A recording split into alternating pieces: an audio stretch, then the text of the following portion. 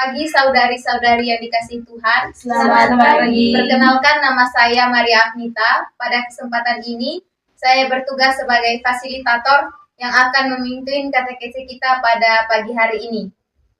Pada pagi hari ini, kita berkumpul bersama di tempat ini untuk bersama-sama merenungkan tema katekese, Akulah Tuhan Allahmu, Iman Remaja dan Berhala Modern. Agar kegiatan katekese pada pagi hari ini berjalan dengan lancar, maka marilah kita mengawali kegiatan kita dengan lagu pembuka. Ku mau cinta Yesus selamanya. Ku mau cinta Yesus selamanya. Meskipun badai silih berganti dalam hidupku, ku tetap cinta Yesus selamanya. Ya Aba, Bapa, ini aku anakmu, layakkanlah seluruh hidupku. Ya Aba, Bapa, ini aku anakmu, pakailah sesuai dengan rencanamu. Dalam nama Bapa dan Putra dan Roh Kudus. Amin. Allah Bapa yang penuh kasih, kami bersyukur atas kesempatan untuk berkumpul dan mendalami sabda-Mu. Engkau adalah Tuhan dan Allah kami, sumber hidup dan kebenaran. Terangilah hati dan pikiran kami, agar mampu memahami kehendak-Mu dan semakin mengenal Engkau sebagai pusat hidup kami. Telah kami untuk jujur melihat diri kami, menyadari hal-hal yang sering lebih kami utamakan daripada Engkau, dan berani menata kembali prioritas hidup kami menurut iman. Semoga pertemuan ini menumbuhkan kesadaran dan komitmen untuk hidup lebih setia kepadamu. Oke, baik teman-teman yang dikasihi Kristus, pada kesempatan ini untuk mendalami tema katekese kita pada pagi hari ini, kita akan mendengarkan cerita yang berjudul Nomor 1 di Hati Siapa? Ica adalah siswi yang dikenal pintar dan aktif. Namun, yang paling ia jaga bukan nilai pelajaran, melainkan peringkatnya di sekolah. Baginya, menjadi nomor 1 adalah segalanya. Ia rela kurang tidur, menolak ajakan pelayanan, bahkan jarang ikut doa bersama karena takut waktu belajarnya berkurang. Setiap kali nilai ulangan keluar, reaksinya berlebihan. Jika tertinggi, ia sangat bangga. Jika turun sedikit saja, ia marah dan merasa gagal total.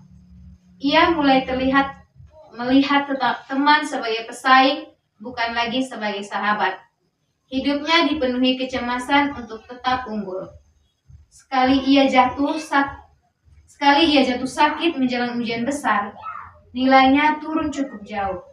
Ia menangis dan berkata, "Kalau aku bukan yang terbaik, lalu aku ini siapa?" Guru pendamping rohaninya yang menjenguk hanya bertanya pelan, "Selama ini kamu berjuang untuk jadi yang terbaik di mata siapa? Tuhan atau manusia?"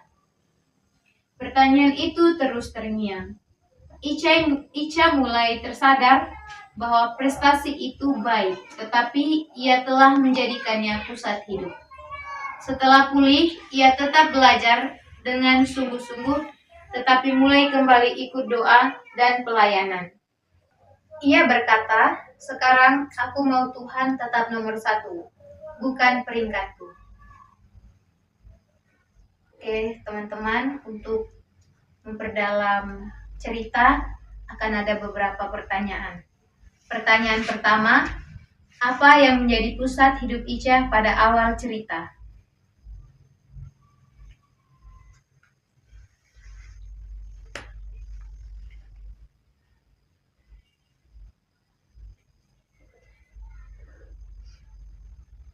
Saya Kak. Silakan. Baik, terima kasih atas kesempatannya. Yang menjadi pusat hidup Ica pada awal cerita ini yaitu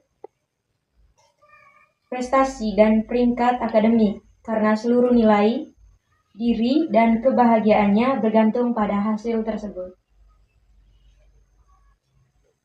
Pertanyaan kedua, tanda apa yang menunjukkan bahwa prestasi sudah menjadi berhala bagi Ica? Saya, Bu. Silakan. Baik, tanda yang menunjukkan bahwa prestasi menjadi berhala bagi Ica itu terlihat ketika Ica mengorbankan kehidupan rohaninya, relasi dengan sesama, dan ketenangan batin demi mempertahankan peringkat. Terima kasih. Terima kasih. Pertanyaan ketiga, mengapa pertanyaan guru pendamping rohani berdampak besar bagi Ica? Saya tahu. Baik, mengapa pertanyaan guru pendamping rohani berdampak besar bagi Ica? Karena pertanyaan itu menyentuh motivasi terdalam hidupnya dan membutanya menyadari bahwa orientasi perjuangannya selama ini tidak lagi berpusat pada Tuhan. Itu saya.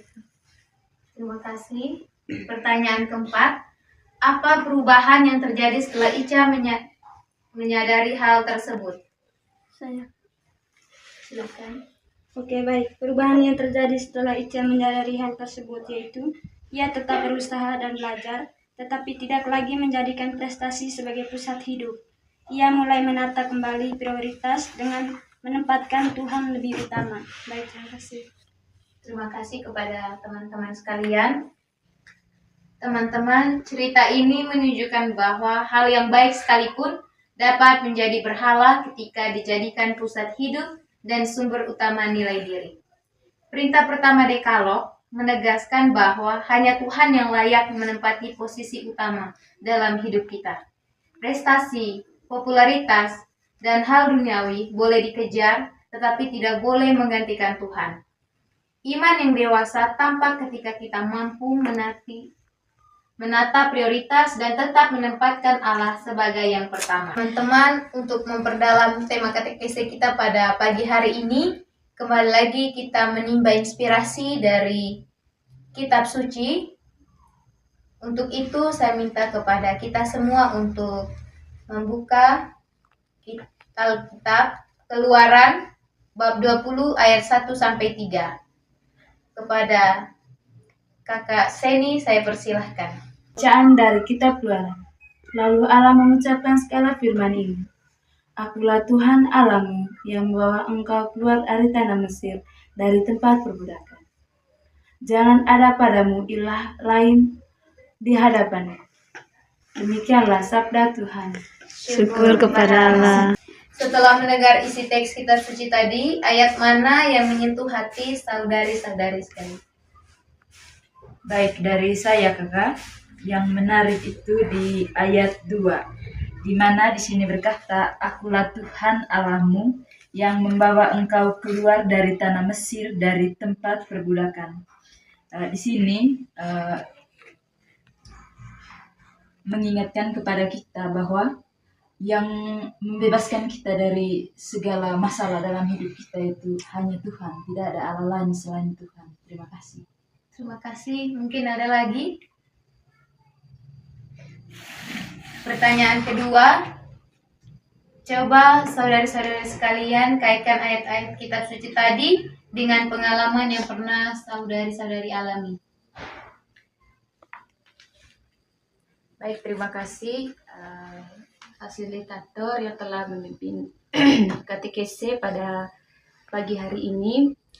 Dari perikop kitab suci yang telah kita dengar bersama, saya memiliki pengalaman yang serupa atau sesuai dengan ayat-ayat yang ada di dalam kitab suci, bahwa saya dalam konteks kehidupan sehari-hari saya di asrama, saya lebih mementingkan apa yang ada di dalam keinginan yang ada di dalam hati saya, itu yang saya lebih pentingkan daripada keinginan untuk pergi doa misalnya.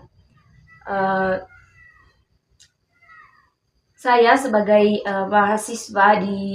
mahasiswi di Stipas, kami diasramakan. Nah, untuk aturan di asrama, setiap pagi itu mulai hari Senin sampai hari Minggu kami diwajibkan untuk mengikuti misa setiap pagi. Nah, tapi saya di sini lebih mementing untuk pergi misa di sini. Saya jarang sekali pergi karena di sini saya lebih mementingkan untuk tidur. Karena dari keinginan saya tidur itu rasa yang paling nyaman sekali. Jadi untuk pergi mengikuti kegiatan misa pagi setiap pagi itu saya tidak terlalu sering untuk mengikuti misa. Itu pengalaman dari saya, kakak fasilitator. Mungkin ada lagi? Oke. Allah menyatakan diri sebagai Tuhan yang membebaskan, dan karena itu harus menjadi yang utama dalam hidup. Perintah ini menjadi yang utama dalam hidup. Perintah ini mengajak kita tidak menggantikan Tuhan dengan apapun, termasuk berhala modern seperti prestasi atau popularitas.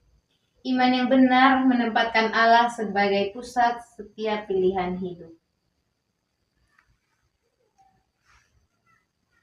Oke, teman-teman. Jadi, untuk tidak mematikan tema katekese kita pada pagi hari ini, mungkin ada tawaran aksi konkret yang mampu menghidupkan tema katekese kita pada pagi hari ini di dalam masyarakat nanti. Saya persilakan kepada teman-teman. Baik, dari saya kakak, mungkin untuk tawaran aksi konkretnya supaya kita menomorsatukan Tuhan dalam kehidupan kita itu, mungkin untuk setiap hari itu tidak memungkinkan untuk kita, tetapi alangkah baiknya pada hari Minggu itu, tepatnya pada hari Minggu, kita harus mengambil salah satu tugas di dalam gereja, misalnya menjadi lektor atau lektris dan ikut dalam anggota KOR. Itu saja dari saya. Terima kasih. Mungkin ada lagi?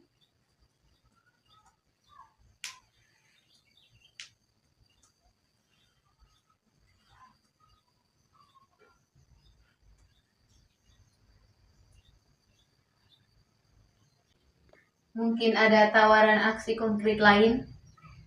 Baik, terima kasih kakak fasilitator. Kalau dari saya, aksi konkret yang akan kita jalani bersama ke depannya. Kalau dari saya, setiap KBG itu kita harus adakan kegiatan-kegiatan seperti doa rosario, supaya kita dapat lebih mendekatkan diri kita kepada Tuhan, dan juga agar kita tidak terlalu terlena dalam bermain gadget. Itu dari saya itu salah satunya tadi, membentuk kelompok dalam KBG seperti mengikuti doa rosario. Itu dari saya. Terima kasih. Jadi ada dua refleksi atau tawaran aksi konkret dari kita semua. Yang pertama tadi, mengambil tugas hari Minggu menjadi seorang lektor dan lektris, dan yang kedua mengadakan doa rosario di setiap KBG. Ya Tuhan, Allah kami, terima kasih atas sabda dan pengajaran yang telah kami terima pagi ini. Teguhkanlah iman kami agar Engkau selalu menjadi yang pertama dalam hati dan hidup kami. Jauhkan kami dari segala berhala modern yang dapat menjauhkan kami darimu. Dan bimbinglah kami untuk setia menempatkan Engkau sebagai pusat setiap pilihan kami. Demi Kristus Tuhan dan perantara kami. Amin. Mari kita satukan segala doa dan wujud kita dengan doa yang diajarkan oleh Yesus Kristus sendiri. Bapa kami yang ada di surga, dimuliakanlah namamu, datanglah kerajaanmu, jadilah kehendak-mu di atas bumi seperti di dalam surga. Berilah kami rezeki pada hari ini, dan ampunilah kesalahan kami, seperti kami pun mengampuni yang bersalah pada kami. Dan janganlah masukkan kami ke dalam pencobaan, tetapi bebaskanlah kami dari yang jahat. Ku mau cinta Yesus selamanya. Ku mau cinta Yesus selamanya.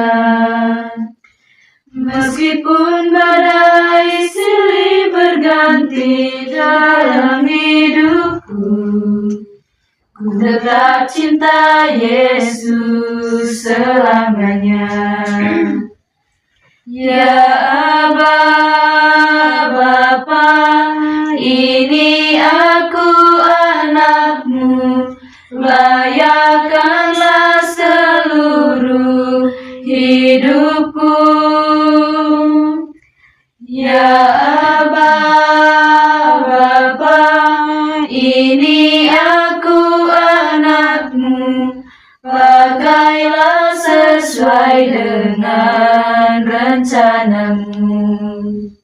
dalam nama Bapa dan Putra dan Roh Kudus. Amin.